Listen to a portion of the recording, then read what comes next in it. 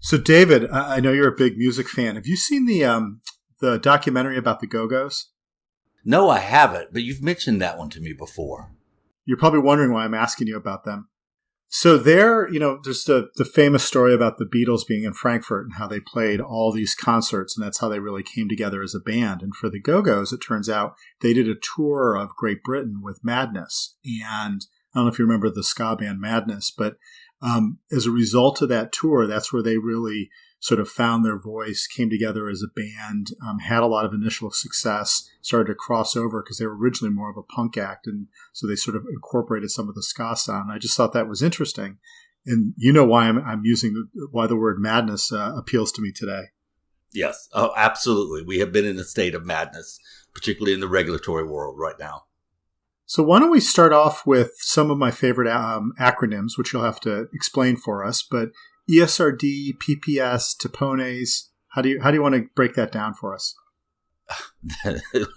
You and I both have the same, I think, basic aversion to these, the alphabet soup that comes out of the government in healthcare, but we have to deal with it. So I guess we start with, I think you should tell everyone your favorite one, CMS, and the question that is always on your mind about CMS. Yeah, I mean, it's the Centers for Medicare and Medicaid Services, and it always bothers me that either they clearly aren't dropping the Medicare, which means that it's the Medicaid that doesn't get sort of incorporated in the acronym, and that just bugs me. I can't explain why. Well, it doesn't make sense. CMS it should be CMMS. So anyway, CMS regulates pretty much all things, particularly all things nephrology, if you're dealing with kidney failure. So every year they do a rule, which is ESRD for end-stage renal disease, PPS for prospective payment system, and QIP, which is the quality incentive program. And these two programs have been wrapped together to kind of to determine how CMS pays for things in the dialysis facility or in the dialysis realm, both to the nephrologist and to the facility. And also the QIP in particular part of it also is really where a lot of the metrics for the quality that's in facilities is really measured. So that's where you get you get your ratings, star ratings for facilities are all bound up in those. So that's enough alphabet soup. So we go into the real big one, the Tapones or Tiffany's. That's it. So everybody probably, I'm pretty sure all of our listeners all know the details of the bundle. If you're in nephrology, you know the nephrology bundle, dialysis bundle, what's in there.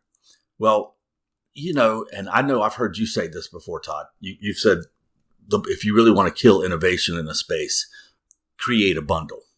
Yeah, I mean, I think, the thing we don't really talk about, but if you have a capitated payment, then you're lessening the incentive for innovation simply because there's not the opportunity to generate revenue, and ultimately profit off that innovation in the capitated environment. So, I do think it's something when we talk about, the concept of Medicare for all, I do think people do have to look at this sort of bundle payment structure and sort of how the Medicare ESRD program is organized, because it really is for a patient population, it really is Medicare for all. And again, I'm not making a political judgment here at all. It's just, the reality of how, how the alignment of incentives and funding tends to drive everything in healthcare and health policy. I couldn't agree more. This is one of those times where policy may sound dry or whatever, but it has really on the ground effects. So you get the bundle because Congress wanted to control cost in the program. And so you get a bundle. There's not a lot of new money put into the bundle very often. It's very tight. The people who are taking money out of the bundle to deliver dialysis services and also various medications or so forth, that all has to come out of the bundle. So there's not a lot of room. There's no new dollars. So you really haven't had any groups or businesses or, just in general come out with a lot of innovation in the kidney space because there's no incentive to. There's no money there. And the government's paying for it, and it's pretty much locked up into this. So that conversation has been going on for some years now about that problem.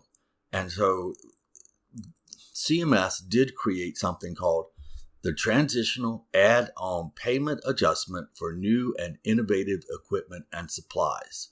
Now that is a mouthful, and it is called either Tiffany's if you're with some people, or Tiponies if you're with others.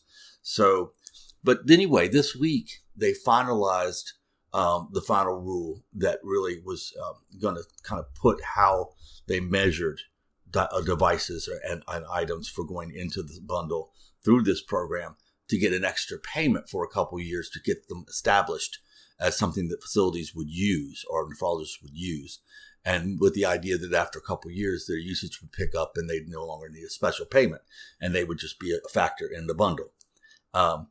So ASN and really has been really very concerned about this whole issue and about how we're going to get innovation in there. And so ASN was really glad when CMS created this program and had been really pushing for it to be created. So it was something that ASN really supported, and it's great. The problem is they have finalized a rule that has what's called substantial clinical improvement in order to be passed, in order to get into that payment section. And the bar is set so high that many ASN members look at it and say, nobody's going to want to go through the FDA process and then go back and replicate the FDA process over at CMS in order to get payment. David, let's stop here for a second just to do a little bit of an aside, which is, who defines substantial clinical improvement? That's the problem. It's being laid on by CMS. So just so I'm clear, the reimbursement part of the government is determining where substantial clinical improvement occurs, not the FDA, which is the sort of development arm, if you will, or the evaluator of developments and sort of bringing products to market, nor the National Institutes of Health and its sort of research function. So I'm just sort of curious why CMS is in this place. We all are curious, and that's our frustration. We're like, what we've been saying to CMS is this is not your role. Your role is to determine payment. It's not to determine whether or not something should have FDA approval or should be developed by NIH. It's really duplicative, and at a time when we're just beginning to see some real push to innovation in kidney care. So it is extremely frustrating to see what they did. So where do we go from here? That's a good question. One of the things that there were two different applicants under the program that they denied both of them. And one of them they denied for two reasons. And the second reason was a safety claim about health effects, which has left all of us scratching our head because FDA had already reviewed that and approved it. So that leaves us scratching our head as to where we're going to start this conversation. We're going to go back to CMS, but also we're going to probably need to go to FDA. And that means you need to go higher up in HHS to kind of push the two together. And that's a really difficult problem. And we really truly think it's going to need to be adjusted, or else this is going to become the downfall of what was created to encourage innovation, and no one can use it and it will become useless.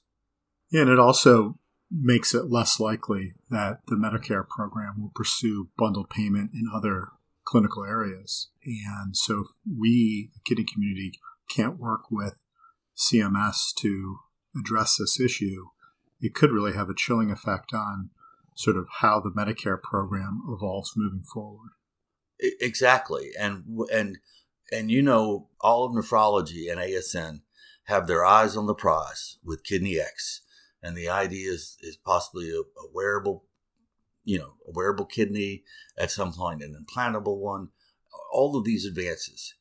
And so now we're looking at this going, we really don't think that you're prepared to figure out how to do payment policy if these things happen. And so we're looking at a serious, jam in the whole, the whole system that is going to have to be fixed if we're going to accomplish what we want to accomplish. And so that's what we're trying to figure out is where will be the next step And how will we play this card? It'll probably be played out with many people in the kidney care community. And I think we're going to have to be kind of really roll up our sleeves and be pretty blunt about it and work hard.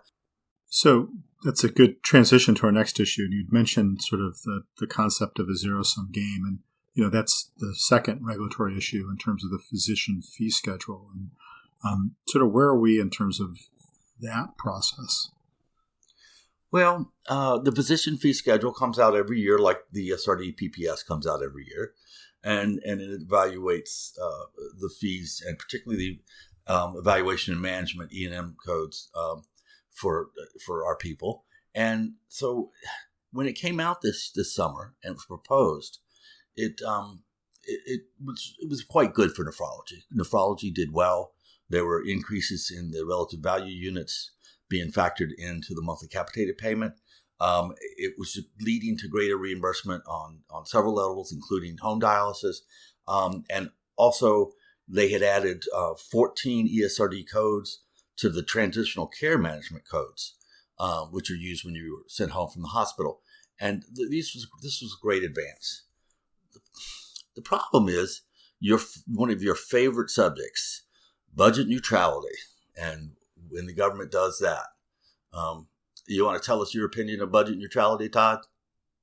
Well, I mean, I think the problem is that A, I don't like kind of a false fence around something, and B, I get frustrated when we're not making strategic policy decisions. So we're not setting priorities and trying to address issues. And I feel like when you say that you have to balance everything in a sort of vacuum, you're not taking into account things like the COVID-19 pandemic or potential opportunities to dramatically improve care, through new therapies, et cetera. Yeah, that's exactly right. And that's exactly what happened. So with that false, border box or ceiling lid, whatever you want to call it, and budget neutrality for the physician fee schedule, the improvements that were made, particularly for nephrology and a couple other categories, meant that there had to be cuts offset somewhere else. And so it just puts specialists in particular, but also primary care, fighting against each other in not a helpful way. And so understandably, some of the groups have become very upset about their cuts, and they have gone to Capitol Hill. And their basic message is, because of COVID-19 and everything, can you give us relief from budget neutrality for the next year? Can we not do that? Can we go ahead and have 2021 reimbursed at what you recommended and or nothing less than what 2020 was? So that takes care of the people who got improvements and also protects those who were about to get cuts. And so that has led to a big political fight, at a time when no one really expected it to go. And a couple of the big players in the House are kind of going back and forth about what they want to do and whether or not their particular proposal is the best one. So, in the end, what is going to happen is ASN and others are going to try to really look after, ASN is going to look after its members and try to make sure nephrologists are not harmed, but also try to be fair and equitable to everyone in medicine. And then but that's kind of another difficult fight that it's artificial and just irritates me. And it's going to have to be fought out because I think Speaker Pelosi actually did a letter with like 224 other members of Congress on this subject and the need to fix it. So it's pretty certain that when they get to the lame duck session, they in the House will want to put something in there. And the catch is what? And you know what that's like, last minute, lame duck, any kind of thing can get put in there. And, if you're asleep at the wheel and you're not there and you're not in the room when the sausage is being made, all of a sudden you go from being in a really good position to like, what happened to our pay increase? It's gone. We got to cut. So we shall see. Thanks, David. That seems like the perfect place to stop, which is we shall see for the rest of 2020. I completely agree.